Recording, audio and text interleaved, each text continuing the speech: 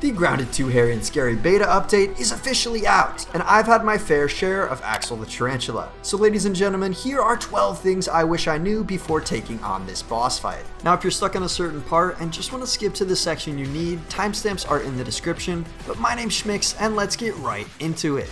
Starting off with number 1, the first thing I wish I knew when going up against Axl the Tarantula is what weapons and armor to bring to the fight. So at this point we know that Axl has no elemental or weapon type weaknesses, with his only weakness being the massive gash on his abdomen. So as far as which armor and weapons you choose, this one is ultimately up to you. But if you're interested, here are some of my favorite builds to take on this boss. Now because we only have tier 3 armor for the fighter and rogue archetypes, for now we're just gonna stick to these two. And the first set that I highly recommend is the Snail Armor Fighter set. This consists of full snail armor, your choice of the spicy Katana or the mantis blade, and the blistering boiler trinket. For mutations we're going to be running Blade Master, Frenzy, Natural Explorer, and Cardio Fan. This set is going to give you some of the highest defense and great offense that you can take to this boss fight. Moving on to the rogue builds, for armor you have two choices here, either being the Wolf Spider armor or the brand new Praying Mantis armor. Both of these are tier 3, so either one will do, but the Praying Mantis armor has some serious potential. When it comes to weapons, you have the choice of the Wolfsbane daggers or the ice sickles. Our trinket will again be the blistering boiler, and for mutations we will run Assassin, Frenzy, Natural Explorer, and Cardio Fan. These sets are going to give you a really high damage output, but with a little weaker armor. Either build will get the job done, but I definitely recommend going with the Snail Fighter set.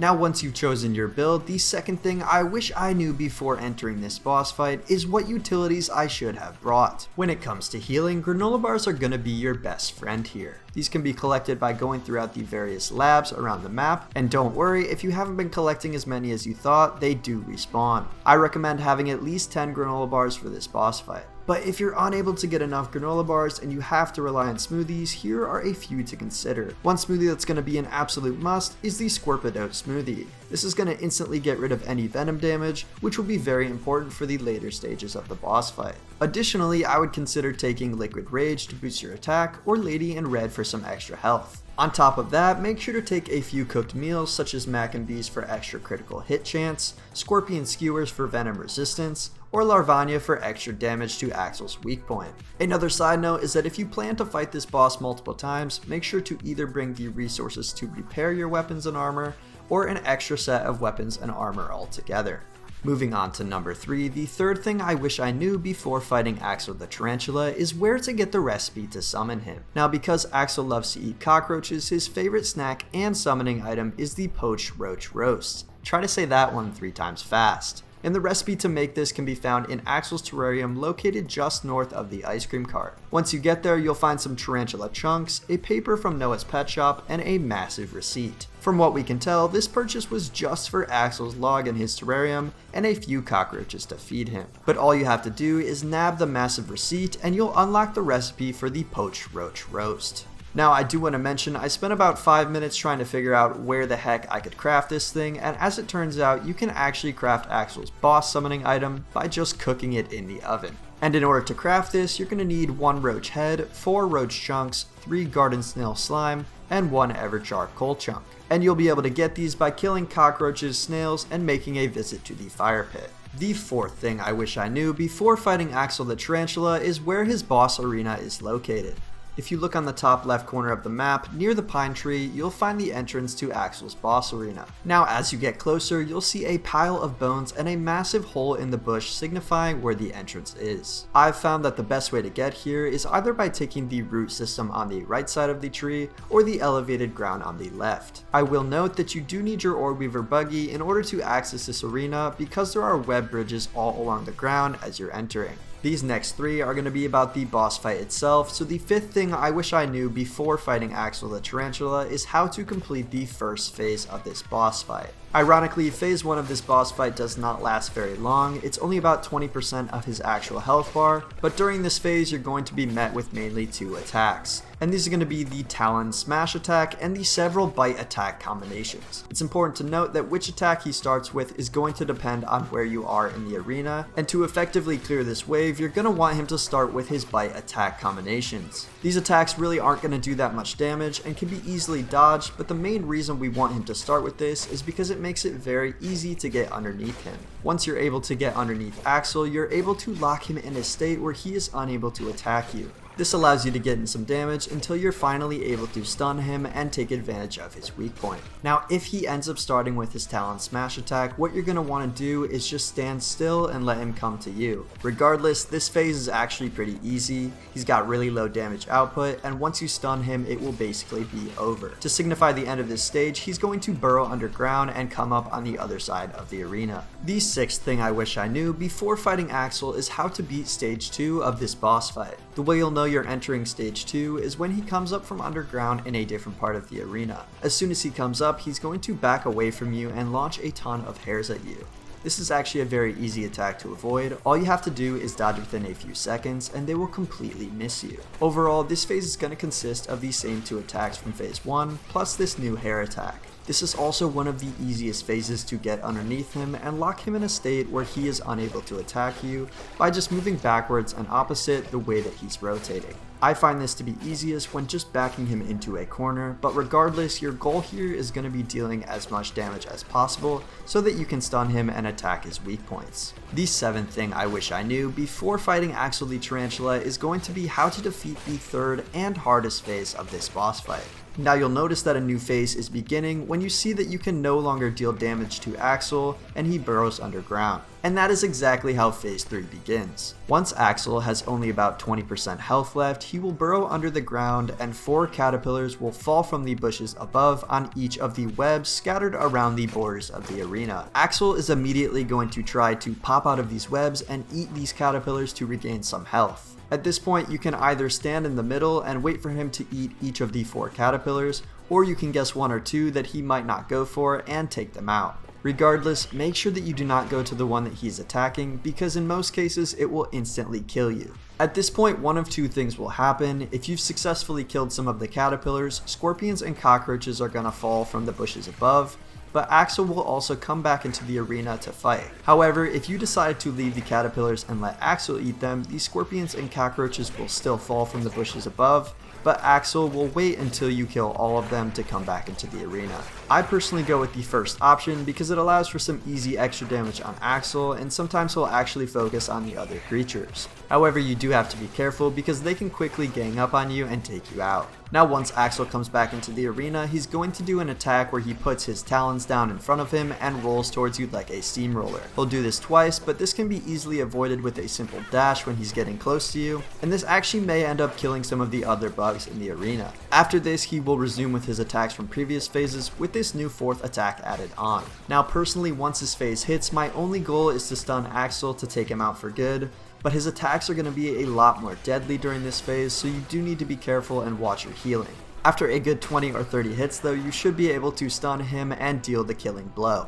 So we've finally killed Axl, and the 8th thing that I wish I knew before this boss fight is what drops you can get from killing him. Now traditionally Axl's only going to drop 4 resources. This is going to include tarantula chunks, tarantula fangs, tarantula talons, and tarantula venom. As far as how many drops you can get, the tarantula talons are going to be the most common, followed by the tarantula chunks, and then the tarantula fangs. But when it comes to tarantula venom, you're only going to get 1 or 2 per fight. Additionally, there is a rare trinket that you can get from this boss fight called the Nightstalker's Bane. This trinket is going to carry the Raging Venom effect, which allows critical hits to apply venom that persists and increases venom damage taken for a short duration. So basically, against anything that's not resistant to venom, this thing's going to do some crazy damage. And if you're having trouble getting this trinket, you can also increase the amount of loot and the percentage of getting this special trinket by rubbing a stuffed Axl Talon. The 9th thing I wish I knew before fighting Axl is how to get his gold card. Now once you peep Axl, you'll notice that he's only a tier 3 creature, which I'm honestly blown away by because this is the same tier as the praying mantis nymph and the garden snail, which are vastly easier to kill. But also from peeping him, you'll receive Axl's normal card, which states that he's pretty much resistant to everything and only has one weakness, which is the giant scratch on his abdomen. However, if you're looking to get his gold card, it's going to be sheer luck, but you do have a chance to get it every single time you loot Axl's dead body. The 10th thing I wish I knew before fighting Axl the Tarantula is what kind of weapons and armor you can craft from defeating him.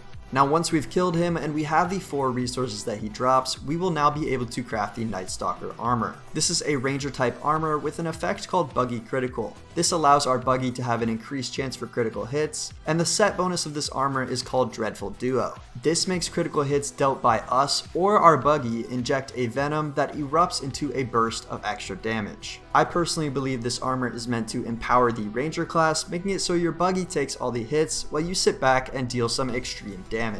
From these 4 items, we'll also be able to craft Axl's Talon. This is a venom dealing spear that inflicts fresh venom damage with each strike. And this actually fits right in with the ranger class because spears are still considered ranged weapons.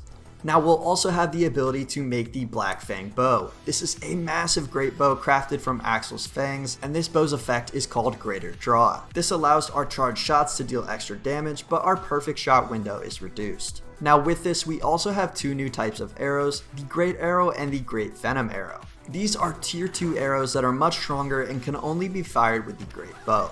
The final thing we can craft in this category is called the Nightstalker Fangs. This is a special trinket with an effect called Buggy Vampirism that allows our buggy to heal when dealing damage, with critical hits healing the buggy significantly more. The 11th thing I wish I knew before fighting Axl the Tarantula is what other items you can craft once you kill him. This is basically going to include decorations and utilities such as the Tarantula Throne. This is the biggest throne we've ever seen in Grounded, and I absolutely love it. We'll also be able to make the Axl Candelabra so we can all have our little Axl shrines in our bases. From these 4 resources, another utility item we can make is the Axl Wall Mount. Now this thing is my absolute favorite. It's a giant head of Axl that I can put on my wall, and when you rub it, it actually allows you to deal more damage when fighting Axl. And as I mentioned before, we can also craft the stuffed Axl Talon, which you can rub for luck for better loot during the boss fight. Finally, we can craft the long-awaited Tarantula chest. This massive chest is going to hold a whopping 60 different item stacks and looks absolutely awesome.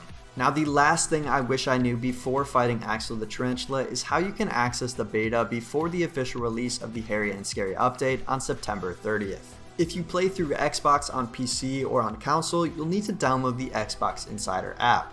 There'll be a link for this in the description, but basically all you do is click the download button, open up the app, and join the Grounded 2 public test beta. If you're on Steam, you'll need to go into your properties for Grounded 2 and click the betas tab, then hit the drop down and click public test beta. From here you'll be able to get a version of Grounded 2 with the public test beta enabled.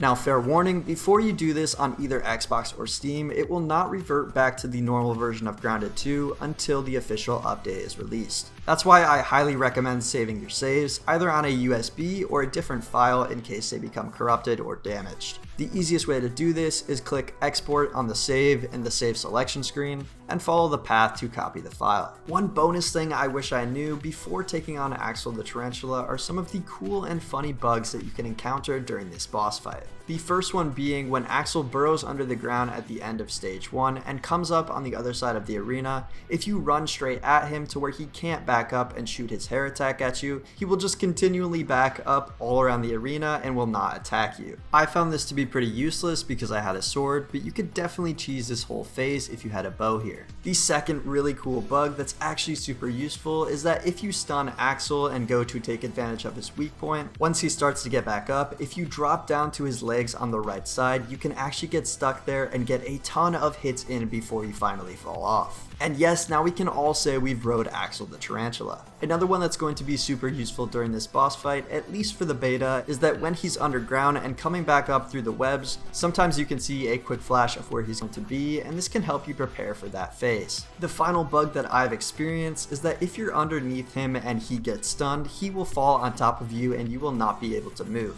But sometimes when he falls on top of you, you will just instantly die. Those are the 12 things you need to know before taking on Axl the Tarantula in Grounded 2. If you like this kind of content, make sure to leave a like and subscribe for more content just like this. But my name's Schmix, and I'll see you guys in the next video.